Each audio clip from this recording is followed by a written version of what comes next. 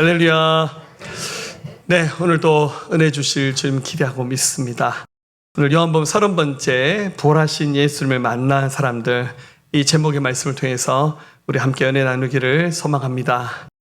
자, 여러분들, 기독교 신앙의 핵심은 바로 예수님의 부활입니다. 예수님 부활하셨습니다. 오늘 갑자기 부활절이 아닌데 왜 부활에 관한 얘기인가 이렇게 생각할 수 있겠지만, 오늘 저희가 요한복음 말씀을 길게 강해 설교를 했습니다. 이제 2번 남았는데 오늘 20장 말씀은 바로 예수님의 부활에 관한 말씀입니다. 부활은 복음의 완성입니다. 여러분들, 십자가 복음 이야기만 하면 어떤 점에서는 복음의 반쪽만 얘기하는 것이라 할 수 있습니다. 예수님의 부활과 재림을 얘기해야 이 복음이 최종적으로 완성되어서 이 말씀 속에 있는 하나님의 진리를 우리가 보게 되리라고 믿습니다. 우리 지난주 19장에서 예수님이 십자가를 지셔서 운명하신 순간 다 이루었도다 라는 말씀을 하셨습니다. 당신의 죽음으로 말미암아 온 인류의 죄를 다 해결하시면서 모든 믿는 자에게 영원한 생명을 주시는 하나님의 놀라우신 섭리의 뜻을 예수님께서 완성하셨습니다.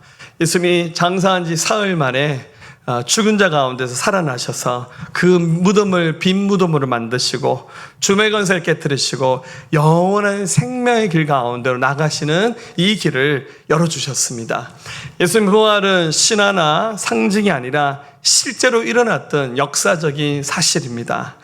이 부활은 우리 신앙의 모든 뿌리요 기초가 됩니다. 이 자리에 예배하신 모든 분들, 이미 대부분의 사람들이 예수님의 십자가의 죽음과 부활을 믿는 믿음의 고백을 하신 줄로 믿습니다. 그러나 우리 가운데 아직도 부활하신 예수님에 대한 확신이 없는 분들 계시다면, 오늘 이 성경에 나오는 예수님의 제자들이 부활하신 예수님 만나고 그들의 인생이 확 달라졌던 것처럼 오늘 선명하고 분명하게 부활하신 주님을 경험하는 이 자리가 되어질 수 있기를 우리 주님의 이름으로 축원합니다. 자, 오늘 말씀에 부활하신 주님을 만난 몇 명의 제자들이 소개됩니다. 가장 먼저 소개된 사람은 막달라 마리아라고 하는 여성 제자, 그리고 나머지 예수님의 제자들, 그리고 의심 많았던 도마라고 하는 제자를 만나준 사건을 오늘 성경에서 기록하고 있습니다. 자, 가장 먼저 예수를 만나는 경험을 했던 사람은 막달라 마리아라고 하는 여성 제자입니다. 자, 한번 1절 말씀을 같이 한번 읽어볼까요? 안식 후 첫날 일찍이 아직 어두울 때 막달라 마리아가 무덤에 와서 돌이 무덤에서 옮겨진 것을 보고. 자, 안식 후 첫날은 주일 아침입니다. 오늘이 주일입니다. 우리 세상 사람들은 일요일이라고 말하죠. 우리는 이 날을 주일이라고 말합니다. 주님의 날입니다. 그러니까 안식일은 토요일입니다. 예수님이 금요일 장사 지내서 토요일을 지나서 안식 후 첫날인 주일 이른 아침에 부활하셨습니다. 하나님의 은혜로 제가 2007년도에 성지순례를 처음 가서 예루살렘을 가본 적이 있었는데요. 저희 가이드 하셨던 목사님이 예루살렘 예수님 무덤에 갈 때 저에게 제안하기를 좀 이른 새벽에 갔으면 좋겠다라고 말씀하셨어요. 그래서 아마 한 새벽 한 4시쯤 일어났던 것 같아요. 그래서 한 5시, 6시 사이 해 뜰 무렵, 우리 목사님들은 다 새벽 기도하니까 잘 일어나시더라고요. 그 이른 새벽에 예루살렘 안으로 들어가서 예수님 무덤가에 가서 거기서 이제 예배를 했던 기억이 납니다. 그때 순례에 왔던 사람들 그 새벽에도 오시더라고요. 아마 카톨릭에서 온 우리 학생들이 소녀들이 이렇게 와서 저희랑 같이 예배드리면서 찬송을 부르는데, 그 이른 새벽에 그 주님의 부활을 기억하면서 부르는 그 찬송이 얼마나 은혜스러웠던지 지금도 기억이 꼭 남고요. 다음에 예루살렘에 우리 성도들과 함께 성지순례 가면 예루살렘은 새벽에 가야겠다 이 생각이 좀 들더라고요. 자, 새벽에 기억하십시오. 할렐루야. 자, 막달라 마리아가 주일 아침 이른 새벽에 예수의 무덤을 찾아갑니다. 유대인들의 무덤은 굴을 파서 그 안에다가 시신을 안치하고 입구를 돌로 막는 방식으로 장례를 치렀습니다. 아마 오늘 이날만 처음 간 것이 아니라 예수의 무덤을 매일 찾아가서 유대인들의 장례 문화는 돌아가신 몸에다가 향품을 집어넣어서 향수 역할도 하고 부패를 방지하는 이런 역할을 하는 거죠. 그래서 이 향품을 집어넣기 위해서 아마 무덤가에 갔던 것 같습니다. 그런데 그 시간이 어두운 시간이라고 기록합니다. 그래서 이제 이 요한복음을 기록한 사도 요한의 독특한 말버릇인데, 요한은 영적 분위기와 어떤 흐름을 표현할 때 시간과 계절을 이렇게 들어서 설명하죠. 때는 겨울이더라, 밤이더라, 이렇게 표현하죠. 그러니까 이른 새벽 어두웠다는 말은 예수님의 죽음을 경험하고 난 다음 많은 제자들이 실망하고 좌절하고 또 두려워하는 마음 가운데 마음의 문을 닫아버렸습니다. 그래서 그들의 캄캄한 영적 상태를 보여주는 장면입니다. 자, 그런데 이 마리아가 예수님의 무덤을 찾아가면서 성경에 나오는 모든 사람들 가운데 예수님의 부활을 가장 먼저 경험하는 축복의 주인공이 됩니다. 자, 예수님의 12제자도 있지만 부활을 가장 먼저 경험했던 제자가 막달라 마리아입니다. 근데 이 막달라 마리아는 굉장히 의리가 있고 신실했던 여성 지도자였습니다. 예수님이 십자가를 지시는 순간에도 끝까지 예수님 따라갔죠. 19장 25절에 보면 예수님이 십자가를 지시는 순간에 여기 보니까 막달라 마리아 이름이 기록되어 있죠. 그러니까 다른 제자들은 겁이 나서 전부 다 도망가 버렸는데 여러 여성분들이 예수님의 그 십자가의 죽음을 끝까지 지켜봅니다. 여성분들이 신실합니다. 할렐루야. 오늘 여성들 편입니다. 할렐루야. 그리고 예수님의 이 무덤가도 찾아온 의리 있었던 사람이 바로 이 막달라 마리아입니다. 제가 막달라 마리아에 대한 자료를 좀 찾아보니 성경에 그녀에 관한 기록이 거의 나오지 않아요.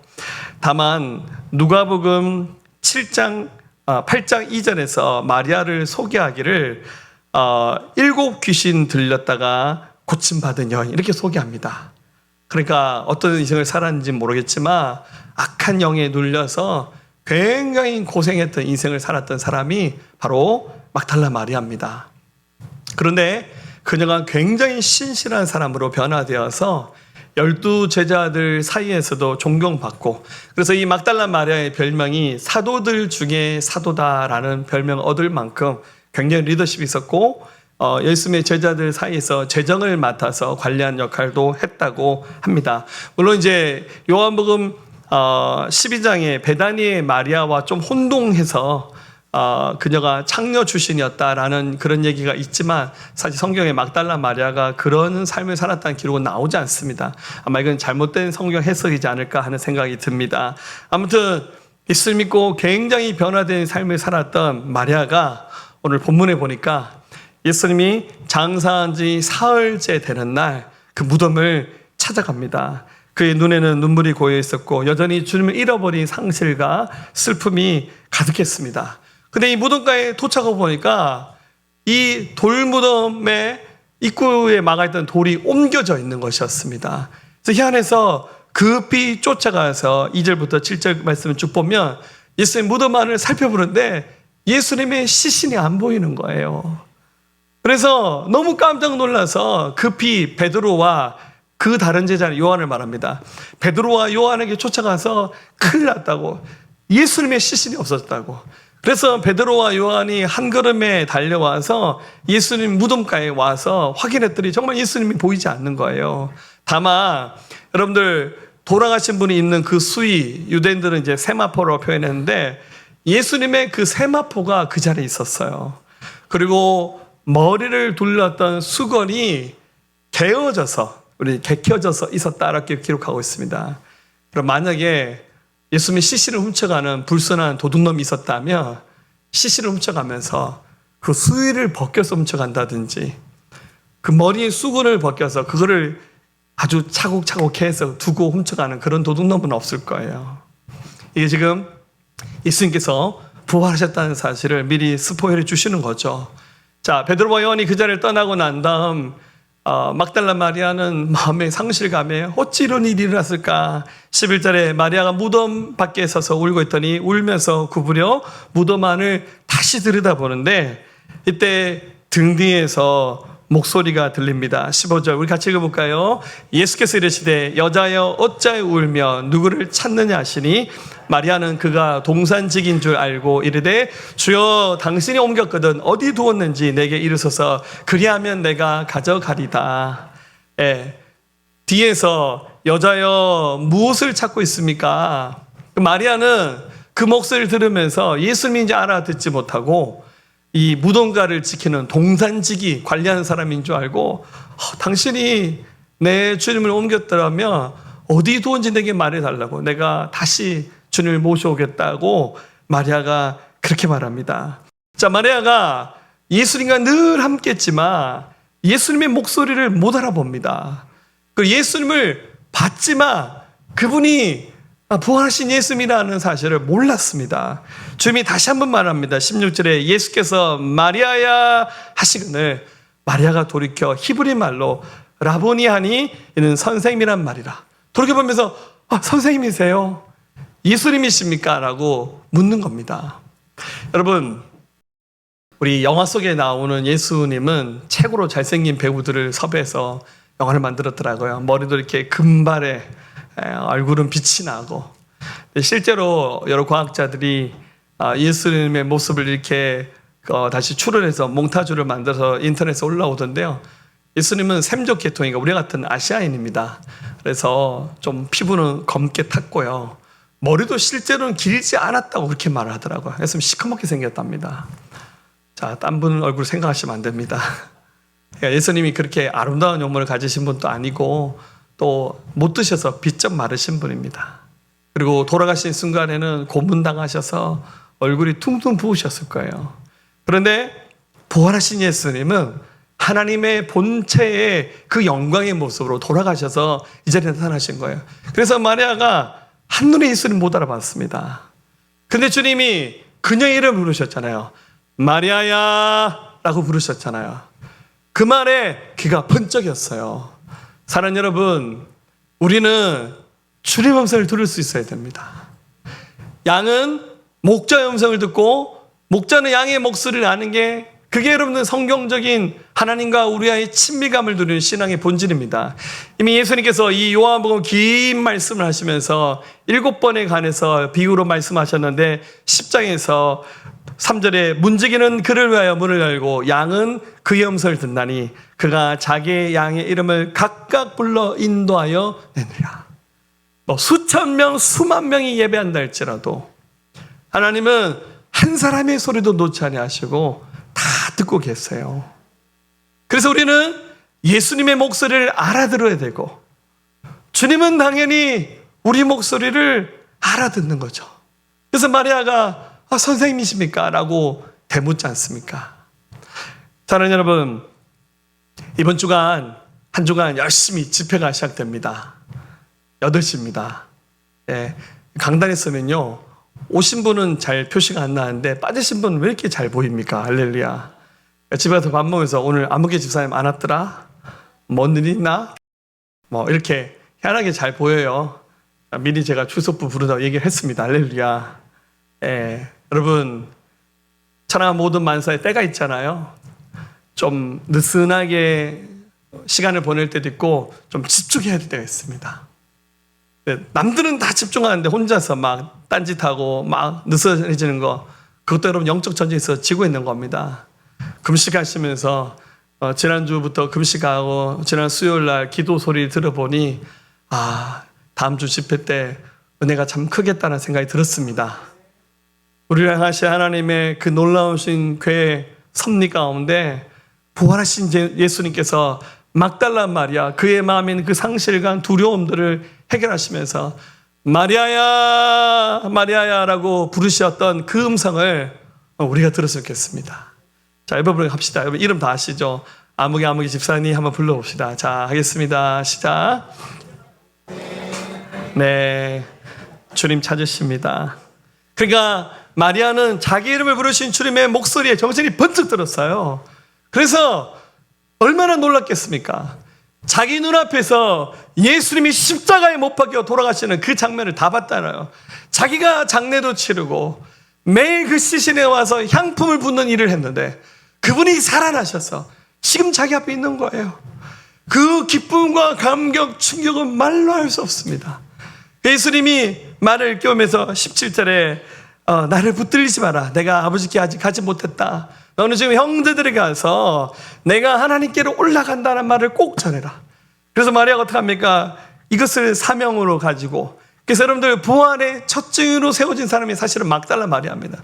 그래서 제자들이 마가 요한의 다락방에 있었던 것 같습니다. 가서 18절에 막달라 마리아가 가서 제자들에게 내가 주를 보았다고, 또 주께서 자기에게 이렇게 말씀하셨다 이르라. 내가 주님 맞다고, 내가 주님 만났습니다라고 선포하면서 예수님의 증인의 삶을 시작하게 됩니다. 사랑하는 여러분, 부활의 주님을 만나는 경험은 우리 인생의 모든 어둠의 권세, 절망을 물리칩니다. 할렐루야. 물론 세상에서도 많은 도움을 주는 의술과 의사들이 있죠. 그분들의 도움 너무나도 감사한 일입니다. 그러나 우리 하나님 앞에 서게 될 때 하나님 우리 안에 모든 어둠의 권세를 깨트리십니다.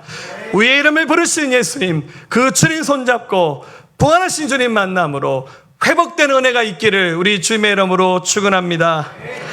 두 번째입니다. 예수님이 그 다음으로는 두려움에 쌓여있는 제자들이 모였던 곳으로 가십니다. 19절 말씀 보십시오. 이날 곧 안식 후 첫날 저녁 때 제자들이 유대인들을 두려워하여 모인 곳에 문들을 닫았더니, 자 여러분들, 마리아는 안식 후 첫날 우리 주일 새벽에 주님 만났습니다. 그리고는 하루가 다 가고 안식 후 첫날 저녁, 그러니까 주일 저녁이죠.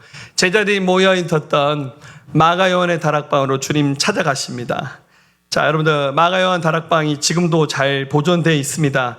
이게 그때 당시에 마가 요한의 다락방이라 믿고, 그 아래는 다윗의 가묘가 있고 2층은 다락방으로 되어 있는데 아마 우리 교회 예배당보다 더 큰 공간인 것 같아요. 제 기억에는 그 공간에 제자들이 있었는데 제자들이 문을 잠궈 뒀습니다. 왜냐하면 너무너무 두려웠습니다. 발각이 되면 자기들도 예수님처럼 죽을 수 있다는 두려움이 몰려왔습니다. 스승을 잃어버렸던 허탈감, 예수님을 배반하고 도망쳤던 그 부끄러움들, 그리고 앞으로 인생이 어떻게 펼쳐질지 모르는 그 불안감이 그들의 마음을 짓누르고 있었어요. 그래서 문을 꼭 닫아뒀습니다. 그리고 예수님 만나기 전에 우리 인생을 이렇게 사시는 분들 꽤 많습니다. 겉으로 보기에는 다 아름답고 잘생기고 예쁘게 생기셨는데 희한하게 마음의 문의 빗장을 잠그고 계신 분들 계셔요. 굉장히 폐쇄적이고 누군가 자기 마음의 어느 한 영역을 건드리면 팍 화를 내기도 하고, 때로는 대인기피증, 우울한 마음들이 몰려들어서 이렇게 어디 내놔도 해결되지 않는 그 답답함 가운데 계신 분도 계십니다. 우리 교회 등록하시고 또 상담해보니 어떤 분은 어려움이 있어서 한 달은 외출하지 않고 치과하면서 집에서만 지냈다. 이런 얘기 하신 분들이 더러 계시더라고요. 여러분, 그 고통과 그 무거움이 얼마나 컸겠습니까? 지금 제자들이 이렇게 확 눌려 있었습니다. 그런데 그 마가 요한의 다락방에 주님이 나타나시는데 주님이 문을 열고 들어오지 않으셨어요. 갑자기 주님이 마가 요한의 다락방에 나타나셨어요. 19절 뒷부분에 예수께서 오사 가운데 서서 이르시되 너에게 평강이 있을지어다. 예수님이 유대인의 인사방법대로 샬롬이라고 외치면서 너에게 평강이 있을지어다 라고 인사를 하십니다. 아무도 주님이 들어온 걸 못 봤어요. 노크도 안 하셨고 문을 열어준 사람이 없어요. 이게 왜 가능하냐면 예수님 부활하셨잖아요. 예수님은 부활하신 신령한 몸을 갖고 계셨는데 이 신령한 몸은 지금 우리 몸이 가지고 있는 이 한계를 뛰어넘는 몸입니다. 그럼 더 이상 문을 열고 들어올 필요도 없고요. 자동차 타고 어디 다닐 필요도 없습니다. 순간적인 공간 이동도 가능하고 보였다가 안 보였다 모든 것이 가능한 것이 아마 부활하신 예수님의 몸이셨던 것 같아요. 그러니까 주님은 우리의 마음을 뚫고 들으십니다. 할렐루야. 마음이 꽉 닫혀 있는 분들, 절대 내 속마음 들키지 않고 내 이 마음은 보여주지 않으라 하고 폐쇄적인 정말 고통 가운데 있는 사람도 예수 말씀하셨잖아요. 요한복음 1장 12절에 영접하는 자, 곧 그 이름을 믿는 자들에게는 하나님의 자녀가 되는 권세를 주셨다고. 영접한다는 말이 영어로 리시브한다는 말입니다. 예수님을 받아들이는 것, 그게 믿는 겁니다. 그러면 주님이 우리 안에 쓱 들어오시겠다는 거예요. 제가 예수님 믿을게요. 주님의 자녀로 살고 싶습니다라고 고백하면 주님 우리 마음에 찾아오십니다. 우리 마음에 있는 모든 더러운 것들을 주께서 씻어내시고 우리 마음의 두려움을 이겨내게 하십니다. 부활하신 주님이 나타나셔서 제자들에게 평강이 있을지어다. 이미 요한복음 14장 27절에서 말씀하셨잖아요. 이 평강은 세상이 주는 것과 다르다. 너는 마음에 근심하지도 말고 두려워하지도 말라. 예수님이 문을 열지도 않고 마가 요한의 다락방에 나타나시는 순간 제자들의 그 닫혀있던 마음이 열려지면서 마음속에 든 불안과 두려움이 사라지면서 마음에 빛이 납니다. 사랑하는 여러분, 영적 세계는 실제로 존재합니다. 여러분, 마귀는요 우리의 마음에 평강 훔쳐가고요 우리를 알고 굉장히 부정적인 사람 되게 만듭니다. 여러분, 우리가 이렇게 가끔씩 3, 4, 5 모여서 우리 목장 모임 때 말씀 나눔을 해야 되는데 말씀 나눔보다 남 흉 보면 더 재밌거든요. 할렐루야. 가끔 교회 흉도 한번 보고 목사님 흉도 한번 보고 많이 하십시오. 괜찮습니다. 할렐루야. 맛있습니다. 할렐루야. 예. 근데 여러분들 부정적인 말들을 많이 하면요 그 부정적인 기운들이 굉장히 우리들 마음속에 많이 다가오면서요 우리의 마음을 닫아버립니다. 은혜 받는데 굉장히 방해거리 같아요. 그리고 부정적인 것들, 옛날 지나간 실패, 좌절, 상처들 이걸 자꾸 묵상하면요 이건 여러분들 구정물과 똑같아요. 평상시에는 가라앉아서 깨끗한 것 같은데 누가 와서 그 통을 한번 차면 구정물이 다 실어나서 우리 마음이 굉장히 혼란스러워집니다. 그럼 그 순간 예수님의 이름으로 우리의 마음이 평강하고 평강하기를 구하셔야 돼요. 영적 전쟁입니다.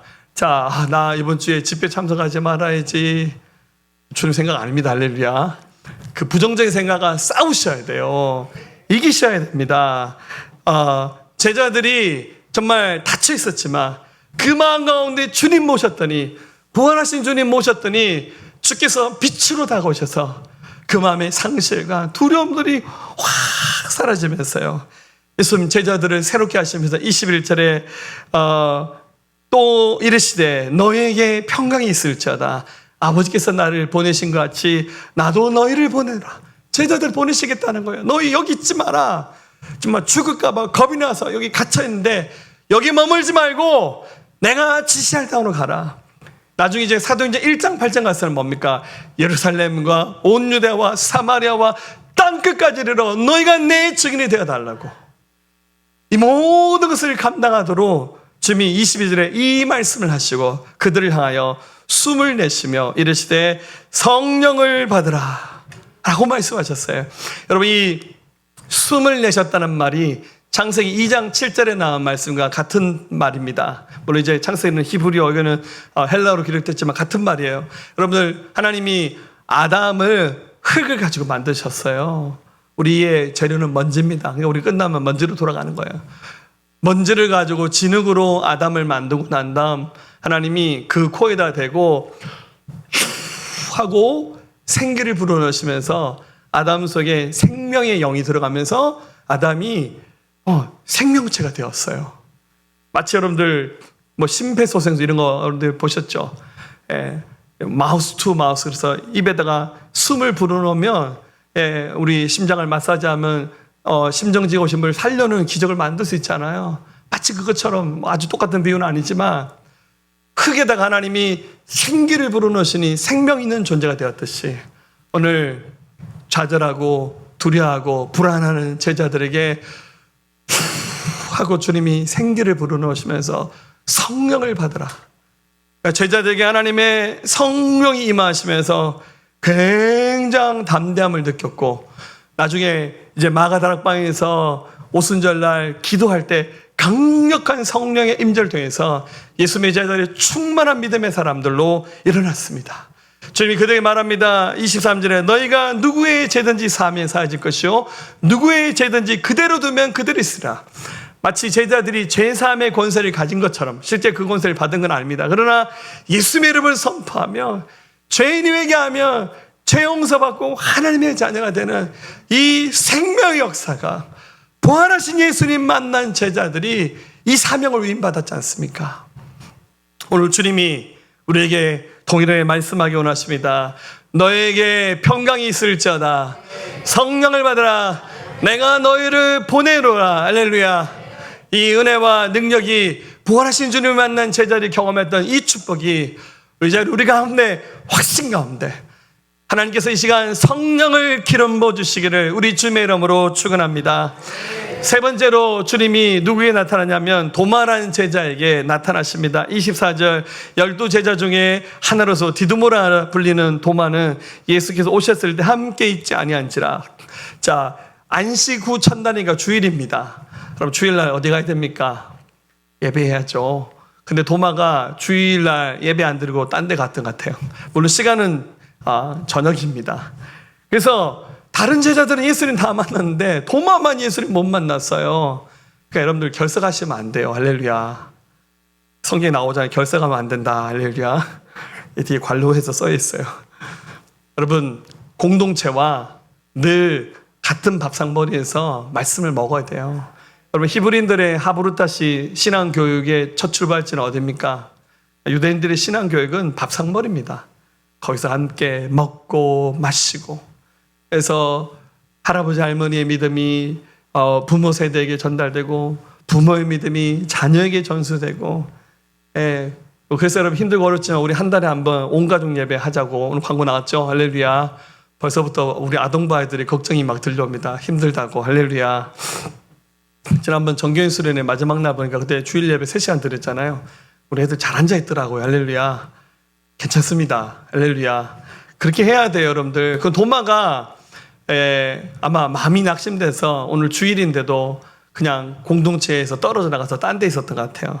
그래서 다른 제자들 25절에 우리가 주님 만났다니까 도마가 전부 다 정신이 어떻게 됐냐고. 내가 그 못자국 난 손가락 만져보고 자기의 찔린 옆구리 내가 손을 넣어보지 않고 나는 안 믿겠다고 도마가 이렇게 말합니다.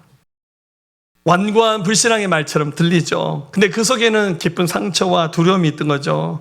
도마가 굉장히 열정적인 사람입니다. 11장 16절에서는 우리도 함께 예수님과 함께 죽으러 가자 이렇게 말했던 사람이 도마입니다. 근데 도마가 굉장히 마음에 슬픔이 가득했습니다.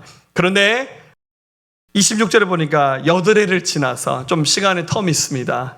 이번에는 주님이 도마가 있을 때 오시는데 이번에도 주님은 문을 안 열고 들어오세요. 그냥 주님 들어오셨어요. 주님은 보였다가 안 보였다가 사실은 계속 계신 거예요. 너에게 평강이 있을지어다 하시면서 도마에게 말합니다. 27절에 도마에게 이르시되 내 손가락 이리 내밀어 내 손을 보고 내 손을 내밀어 내 옆구리에 넣어보라. 그리하여 믿음 없는 자 되지 말고 믿는 자가 되라. 도마가 이 말할 때 예수는 그 자리에 안 계셨거든요. 인간적인 눈에는 예수님 안 보셨는데 예수님 그 말 다 듣고 계셨어요. 내가 그 손 넣어보지 않고 옆구리 내가 손을 안 찔러보고 나 안 믿겠다고 말했는데 그 주님 다 듣고 계셨어요. 도마야 내 손 만져봐. 내 옆구리 한번 손 한번 넣어보라고.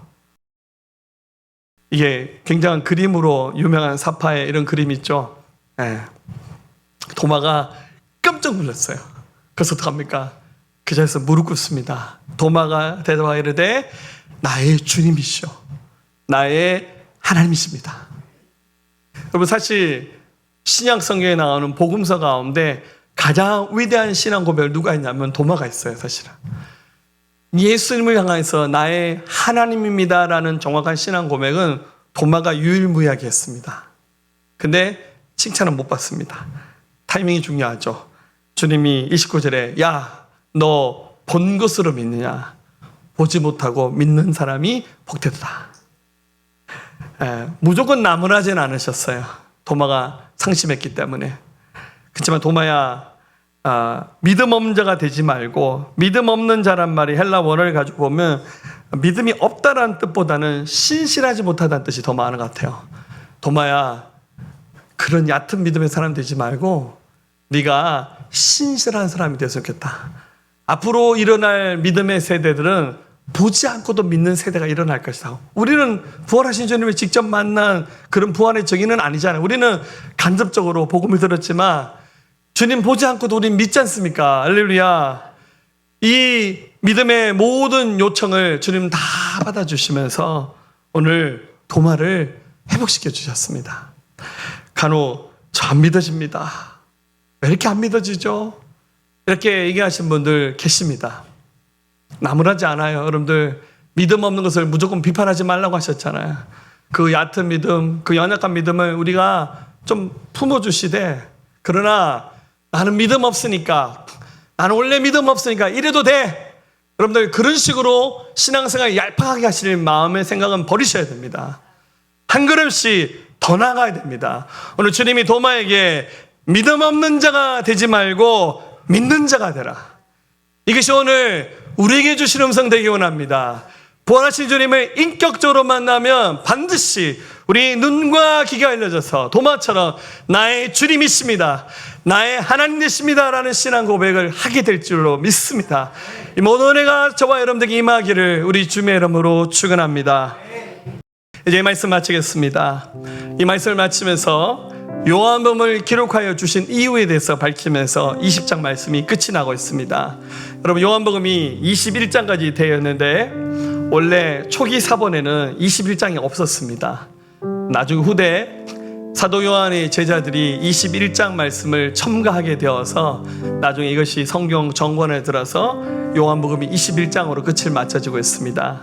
즉 여러분들, 우리 글을 쓰면 서문에 해당하는 프롤로그가 있고 마지막 마침표를 찍는 에필로그가 있죠.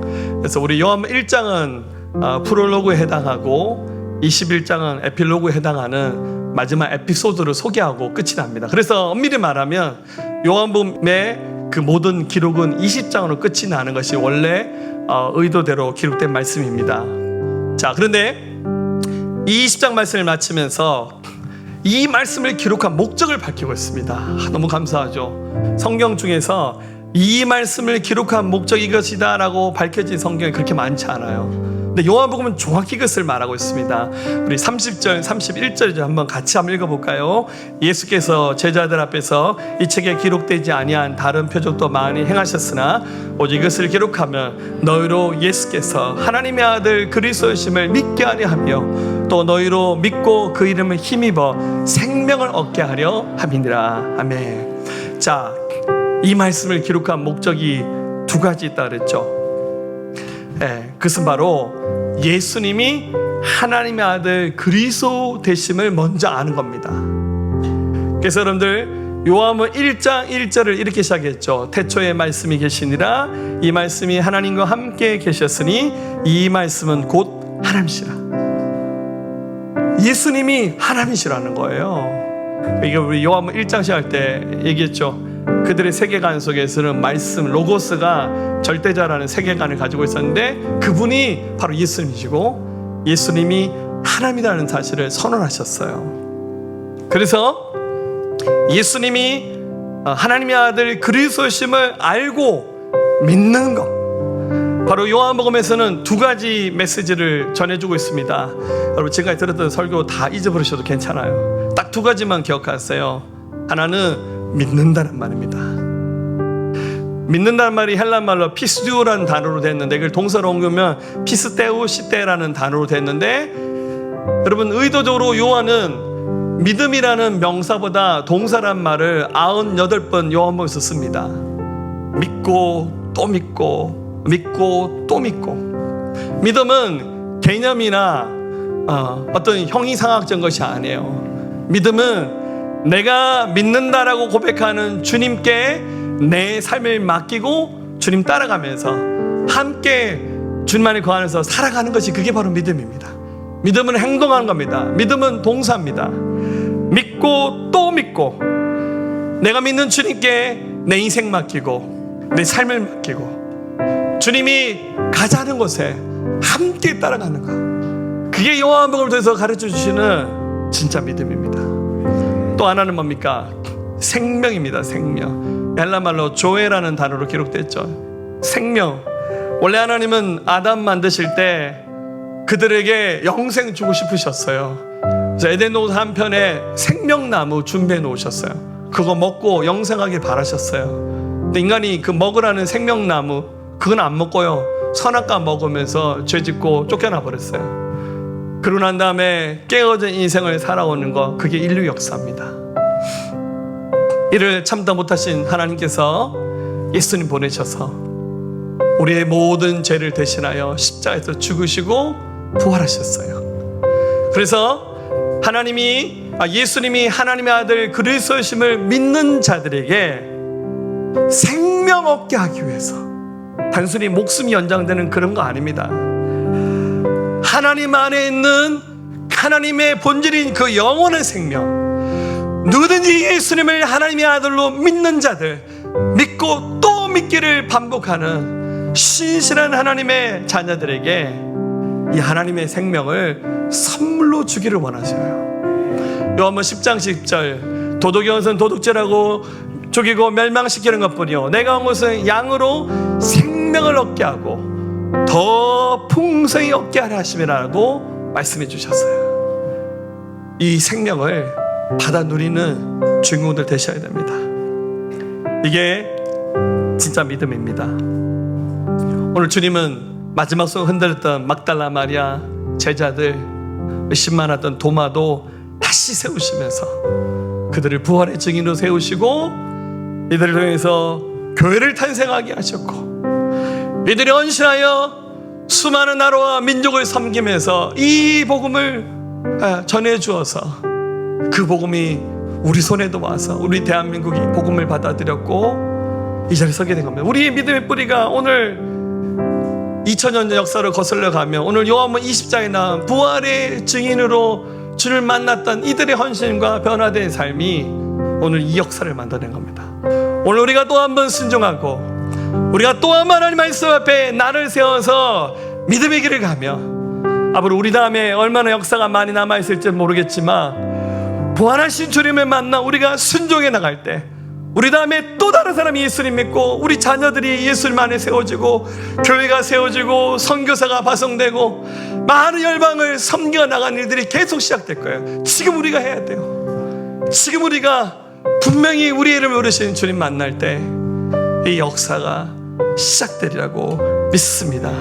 오늘 주의 은혜 앞에 좀 뜨겁게 감격스럽게 만난 은혜와 축복이 오늘 저와 여러분 가운데 기름 부어질 수 있기를 우리 주님의 이름으로 축원합니다.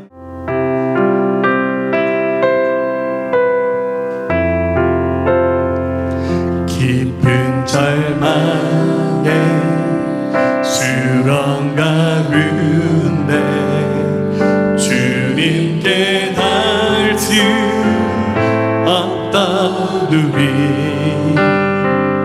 어두운 밤중에 하늘을 향해 주의 이름 나 부를 때 어둠을 뚫고 오신 주 사랑 나의 절망 거두셨네 주의 매고로 다 이루셨네 주 예수 나의 산소만 그 누가 주의 자비 그 누가 주의 자비다 한없는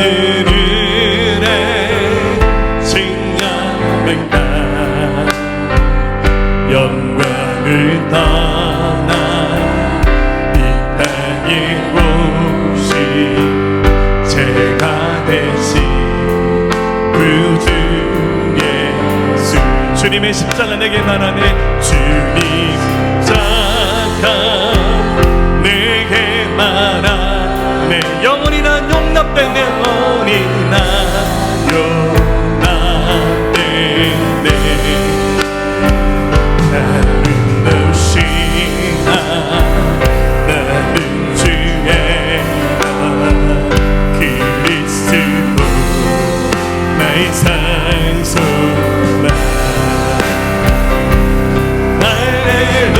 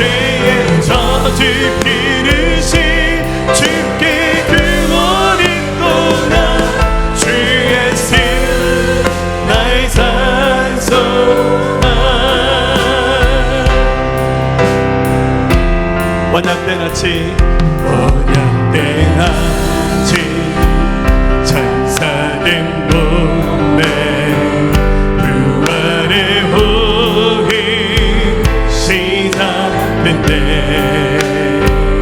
유다의 사자 위험찬 선포 사망이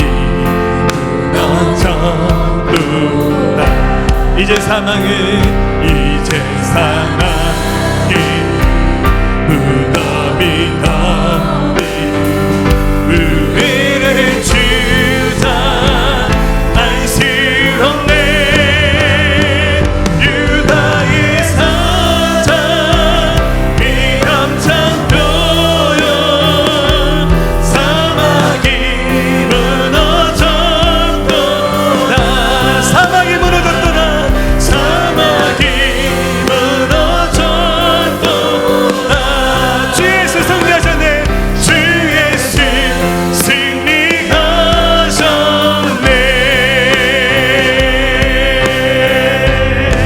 할렐루야 할렐루야 주의 찬양 자 우리 두 손 들고 할렐루야 자유케 하셨도다 죄의 저주 그릇이 주께 구원했도다 주 예수 나의 산소 할렐루야 주를 찬양하라 할렐루야 주를 찬양하여라 할렐루야 자유케 하셨도다 죄의 저주 그릇이 주께 구원했도다 주 예수 나의 산소만 그리스도 나의 산소만 당신은 나의 산소만 아멘. 이제는 우리 주 예수 그리스도의 은혜와 독생자 아낌없이 내어주시 하나님 아버지의 다함없는 사랑하심과 성령님의 감화감동 내주 역사 충만 교통하심이 우리 예배한 사랑하는 성도들의 모든 마음 가운데 이들 가정과 일터와 나라 민족과 모든 여방 가운데 지금부터 영원토록 함께 하옵시기를 간절히 축원하옵나이다. 아멘.